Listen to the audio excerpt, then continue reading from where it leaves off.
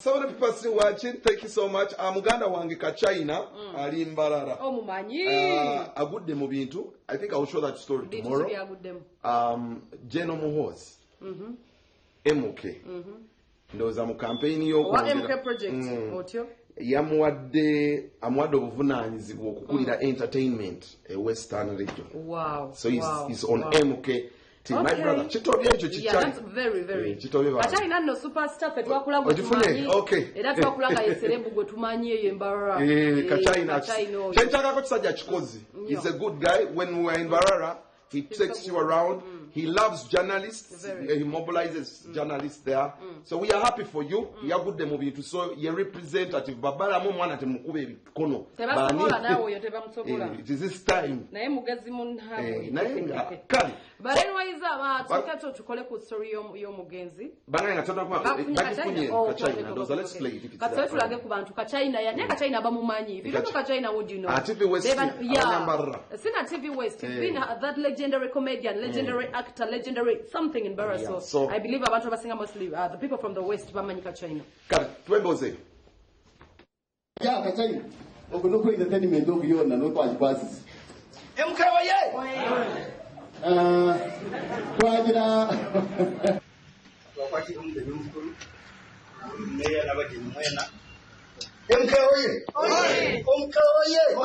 ndaka yashire mwanya muta ati cyato goto cyato abuto yo abo batwaragara babana babasi twende tujyaga mutabani wakaguo abo kuma batanga ibinere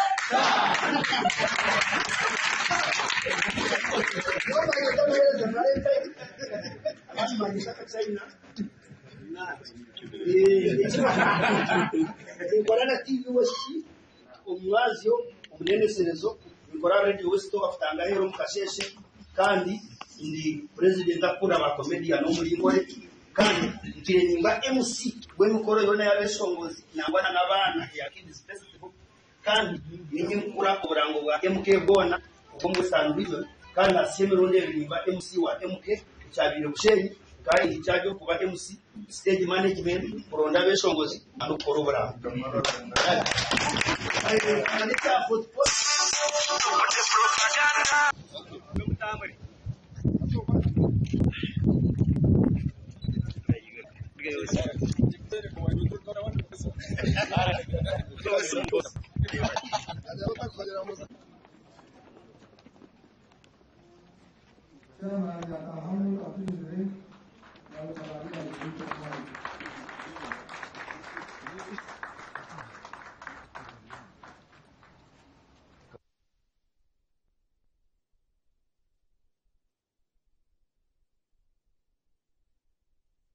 Akati MK. Timu MK bagaba sente. Kachina ino tunonya ko sibu totupika mbozi wanonga. Timu MK akuba kaka sente ngenda mukubire bo tuba. Batulije tugende Mbarara. In fact Kachina ni Mbarara. Tuza kwijamba thase. MK yako hasente. But anyway, congratulations Kachina tukwagaliza kisinga we bale kuberanga. Toli mukoze. Sometimes when your work is visible, ebyo byofuna mu. So kunsonga zezimu.